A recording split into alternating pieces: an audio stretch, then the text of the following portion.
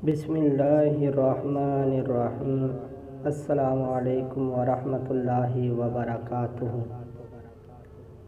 کہتے ہیں کہ پرانے زمانے میں ایک دانا بزرگ تھا، اور جب وہ بیمار ہونے لگا اور اس کو اپنی موت قریب محسوس ہونے لگی تو اس نے اپنے بیٹے کو بلایا اور اس کو ایک گھڑی دے دی اور کہا کہ یہ گھڑی مجھے آپ کے دادا جی نے دی ہے، جو تقریباً 200 سال پرانی ہے۔ اس نے بیٹے سے کہا کہ اس سے پہلے کہ میں یہ گھڑی آپ کو تحفے میں دوں، آپ پہلے بازار جا کر گھڑیوں کی دکان سے اس کی قیمت معلوم کر لے کہ وہ دکاندار کتنے میں یہ گھڑی خریدنا چاہ رہا ہے۔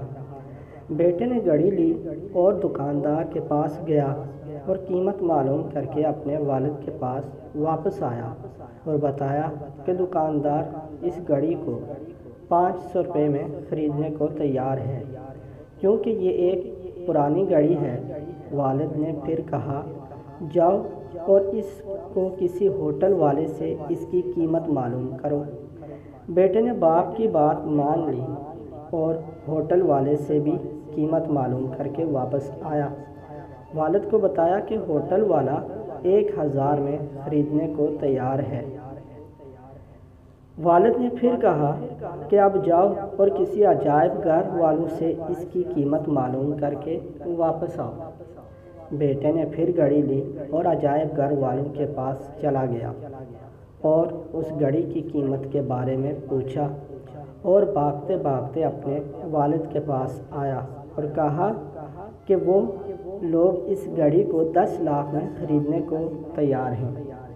تب والد نے کہا کہ دیکھو بیٹے، میں تمہیں یہ سمجھانے کی کوشش کر رہا تھا کہ صحیح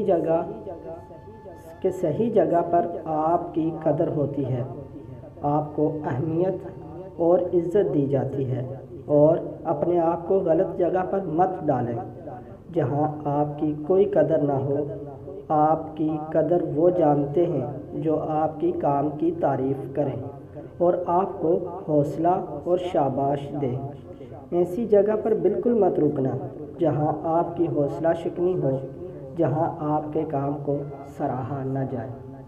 امید کرتا ہوں کہ آپ کو یہ کہانی سے سبق بھی ملا ہوگا اور اچھی بھی لگی ہوگی۔